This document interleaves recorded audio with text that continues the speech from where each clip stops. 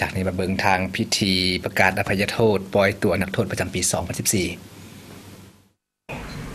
กรมตำรวจคุ้มขังรัฐสร้างกระทรวงป้องกันความสงบจัดพิธีประกาศการอภัยโทษปล่อยตัวนักโทษอยู่บรรดาค่ายคุ้มขังรัฐสร้างที่ขึ้นกับกรมตำรวจคุ้มขังรัฐสร้างประจำปี 2014 อย่างเป็นทางการ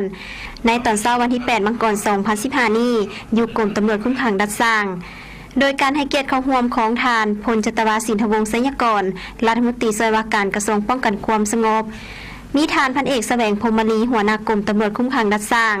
มีบรรดาผู้ต่างหน้ากระทรวงการต่างประเทศสถานทูตต่างประเทศประจำลาวองค์การอัยการประชาชนสูงสุดศาลประชาชนสูงสุดศูนย์กลางแนวลาวสร้างชาติองค์การอัยการทหารขั้นสูงศาลนครหลวงค่ายคุ้มขังรัฐสร้างนครหลวงพร้อมด้วยคณะพักพนักงานลักแรงแขกถึกเซินและพ่อแม่ผู้ปกครองพร้อมด้วยนักโทษถึกปล่อยตัว40คนเข้าร่วม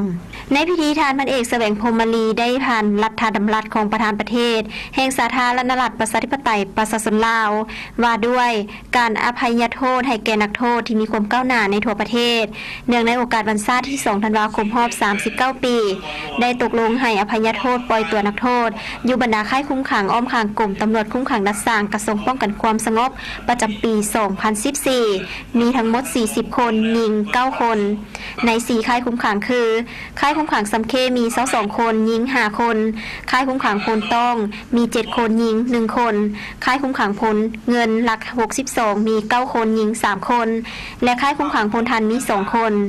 ซึ่งบรรดานักโทษที่อภัยโทษปล่อยตัวในครั้งนี้ล้วนแล้วแต่เป็นบุคคลที่มีความก้าวหน้าในการฝึกฝนและหลอมตนเองปฏิบัติระเบียบค่ายคุ้มขังรัฐสร้างและออกให้งานดีเด่นมีการเปลี่ยนแปลงทางด้านทัศนะแนวคิดและมีความกินแหน่งแข็งใจเบื่อหน่ายต่อการกระทำผิดของตนครบมาตรฐานเงื่อนไขถูกปล่อยตัวให้กลับเมืองบ้านเกิดเมืองนอนหาครอบครัว